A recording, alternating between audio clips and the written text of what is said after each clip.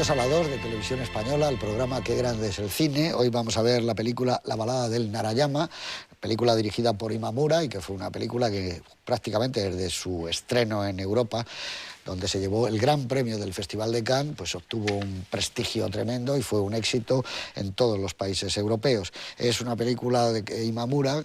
A mí me parece que ha tenido un comportamiento un poco nouvelle vague con lo que supuso la ruptura con el cine japonés. Él fue ayudante de personal de Ozu, nada menos, pero dijo que si él algún día hacía cine no haría nada que se pareciera a su maestro, lo cual ha cumplido. Ha dejado atrás esos planos estáticos que presentaban el Japón contemporáneo que solía hacer Ozu para plantearse un tipo de cine distinto con un compañero suyo de nouvelle vague que podría ser Nagisa Oshima. Para los expertos es su obra maestra, sin ninguna duda. La película que, insisto, gana en Cannes por unanimidad. A mí me gusta mucho Lluvia Negra, no hay que confundirla naturalmente con la película de Ridley Scott y Michael Douglas, pero creo que esta película, La balada de Narayama, es una magnífica reflexión sobre la vejez, el sexo, la familia, el contacto con la naturaleza, y sobre todo en un medio absolutamente hostil. Tiempo después vendría Kurosawa, uno de los grandes maestros, con Desu Orzala, y nos ampliaría el punto de vista de Imamura, que sin duda es muy interesante. Señor Jiménez Rico, muy buenas noches. Buenas noches. Pues antes de ver la película, danos un enfoque tuyo personal. Bueno, pues yo, para ser muy breve, o intentarlo, aparte de que me parece una película terrible y atroz, que presenta un colectivo de seres humanos a los que observa como si fueran realmente animales, más que humanizar a los personajes los deshumaniza. Yo diría que hay un aspecto de la película que me interesa especialmente, que este colectivo, este pueblo, esta deshumanización de los seres humanos, y Imamura los muestra, pero me interesa mucho que no opina, no cuestiona, no critica, no juzga y se limita a mostrar con extrema frialdad, casi con curiosidad entomológica y como un documental, a mostrar una terrible, cruel y espeluznante realidad sin tomar partido ni a favor ni en contra. Es verdad, estoy absolutamente de acuerdo contigo. Esto está basado en una novela de Fukazawa, que tú has visto, ¿no, señor Prada? Que he leído, sí. Buenas noches. No, quería decir además que tú has visto la primera versión de Kinoshita. He leído la primera versión de Kinoshita, que es una película maravillosa, que estoy seguro que a ti te gustaría muchísimo, sí, rodada totalmente en decorados, con un color maravilloso y muy distinta a esta. La película de Kinoshita respeta escrupulosamente la novela de Fukazawa, cosa que no ocurre con esta película, luego lo comentaremos. Esta es una película que, aparte del asunto de la novela, que es el asunto bueno, pues de esa aldea en donde, llegados los 70 años, los ancianos deben ascender al Narayama para allí entregarse al dios, ¿no?, que rige sus destinos, a esa historia medular, ¿no?, que es la que está en la novela. Imamura añade pues todas estas historias paralelas que tienen mucho que ver con el sexo, ¿no? Bueno, más que con el sexo, yo diría con la cópula, ¿no? Porque realmente en esta película el sexo, como tú muy bien has dicho, está muy deshumanizado y los hombres, ¿no?, aparecen casi pues como animales que copulan, ¿no? La verdad es que la película tiene una gran fuerza, tiene la fuerza que tienen las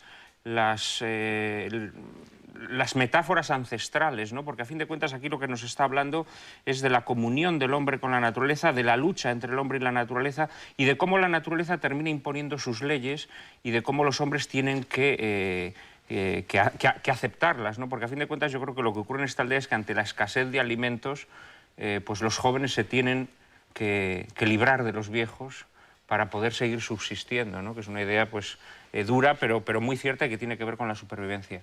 La verdad es que tanto la novela en la que se basa la película como la película en sí tienen la aureola, claro está, de las leyendas, ¿no? Esta es una película que, más allá de la novela en la que se basa, luego lo comentaré, pues está muy basada también en leyendas de las regiones centrales del Japón, en sus baladas, en lo que podríamos llamar su poesía popular, ¿no?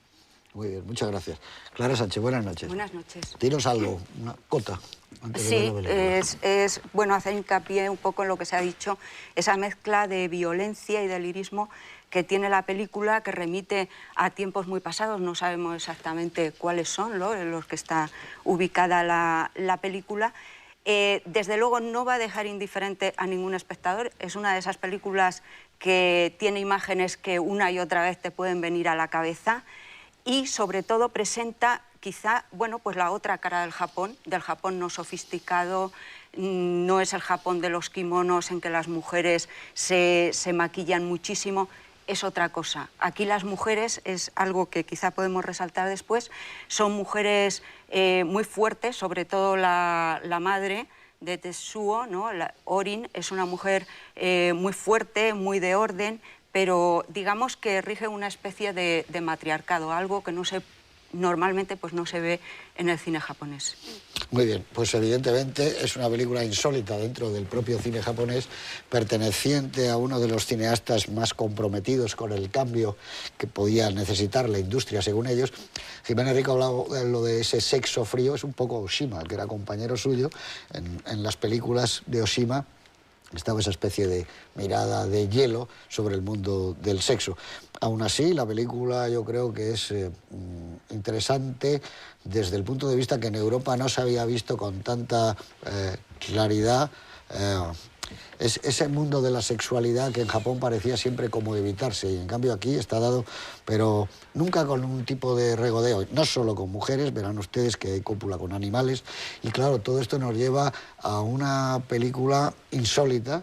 Yo no conozco la primera versión, que dice Juan Manuel de Prada, la de Kinoshita. Debes buscarla, que está editada en DVD. Pero lo que sí es verdad es que aquí lo que se juega es con la naturaleza en todo momento. Está filmada en una aldea a donde tuvieron que desplazar todo el equipo, los aparatos, los proyectores, etcétera, traveling, vías de traveling, que fue terrible porque es un pueblo muy apartado donde ellos tenían unas condiciones muy difíciles, no solo para rodar, sino para vivir, que tenían que estar viviendo en ningún tipo de hotel con comodidades, y yo creo que eso sí se transmite como a esperar la temporada de la nieve. Hay momentos en que la nieve es real, la que está cayendo, y yo creo que es una película que produjo ese asombro. Estamos hablando del año 82, 83, cuando quizá la pelea estaba entre ese nuevo cine japonés y otro tipo de cine europeo, Wim Wenders, que era el amigo americano, los que se estaban más o menos disputando los premios o las palmas de oro en aquella ocasión. Con todos ustedes, la balada de Narayama de Imamura. Aquí estamos, de regreso de la madre naturaleza.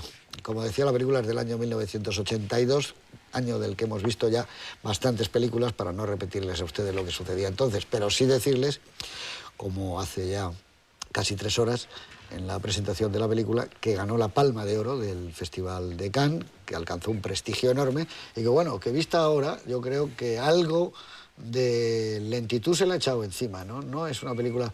Pierde bastante con el paso del tiempo, cosa que otras películas en cambio ganan. No porque no digas ahora que si está rodada de una manera o de otra, pero a mí me parece que hay algo como una puesta en escena continuamente. Yo creo que el problema de la película... Oscilando. El problema de la película es que diluye la historia poderosísima, que es la historia de la abuela. Esa abuela que asume que tiene que morir, que tiene que ser una boca menos en la familia, ¿no? Y que, de cierto modo, también pues, se entrega religiosamente a ese Dios, ¿no?, que la guarda en la montaña. La ha diluido con esas historias colaterales que no están en la novela, ¿no?, que tampoco están en la primera versión, y que, a mi modo de ver, obedecen un poco a una especie como de afán sensacionalista por parte del director. ¿Cuánto dura la primera? La primera dura 98 minutos. Claro, es que esto, todas las escenas esas que dices tú que se han introducido la llevan a 2 horas. Aquí, fíjate, hay muchas historias nuevas. Por ejemplo, el personaje este del hermano Benjamín, el pestilente, ¿no? Ese personaje no existe en la novela. Tampoco existe la historia del hijo que ha matado a su padre, eso que se nos desvela, que creo que esa es la mejor de las incorporaciones. Otra historia, por ejemplo, que no se nos cuenta es el exterminio de esta familia que ha robado las patatas al resto, ¿no? Con esa escena, a mi modo de ver, excesiva, absolutamente excesiva, cuando los entierran vivos, ¿no?